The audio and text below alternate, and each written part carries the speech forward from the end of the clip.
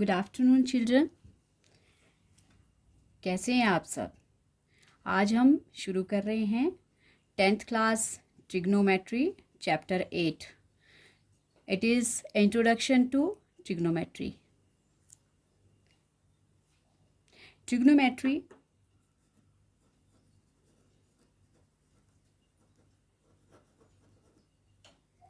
Trigonometry क्या होता है? Trigonometry is a relationship between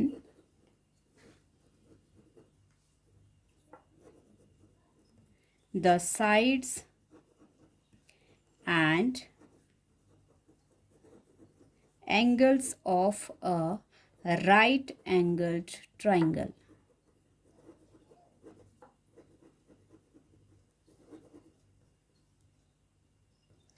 और इसका मीनिंग है try means 3,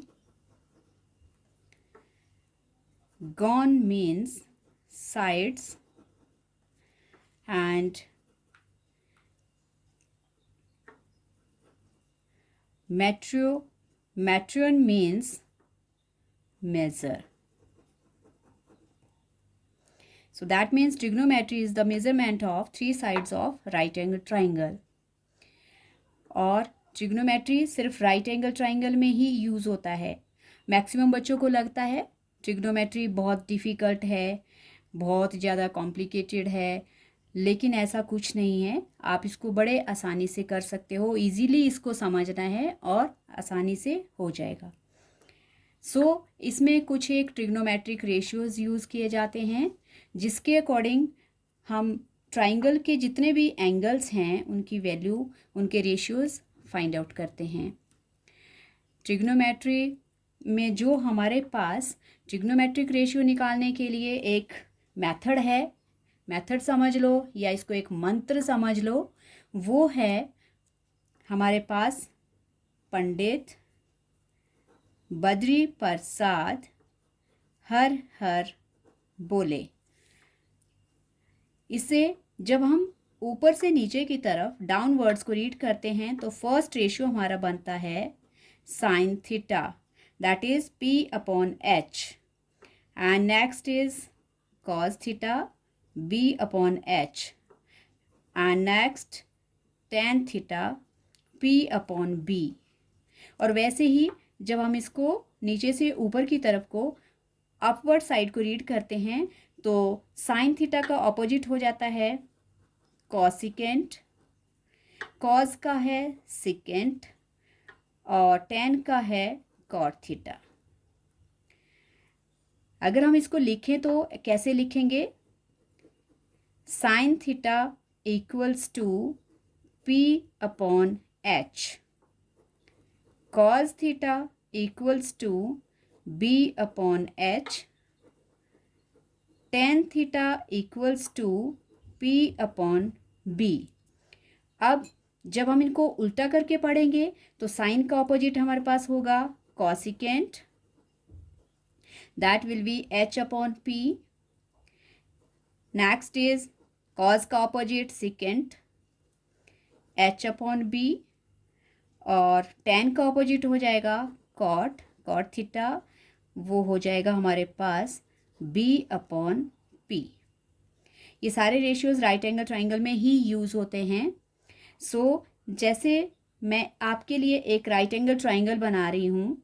right angle triangle है हमारे पास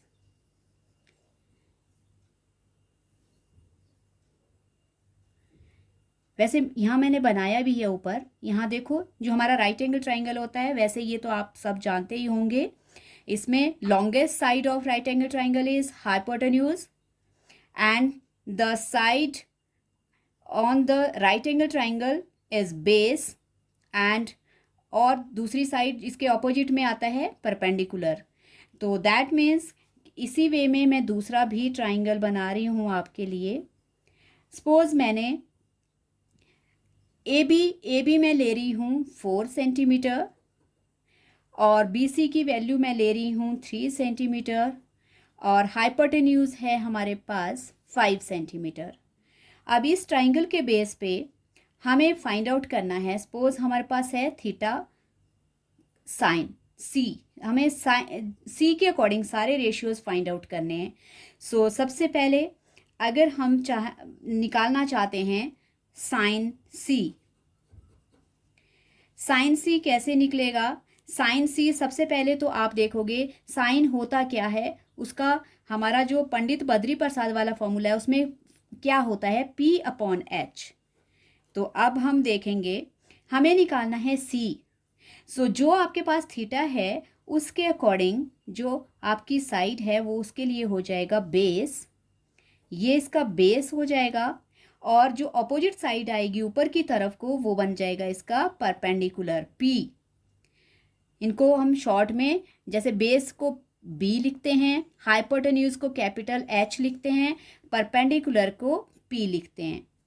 सो हमारे पास अब देखो हमें फाइंड आउट करना है साइन सी। साइन सी के लिए आपका BC जो साइड है वो बेस हो जाएगा और AB जो है वो परपेंडिकुलर हो जाएगा।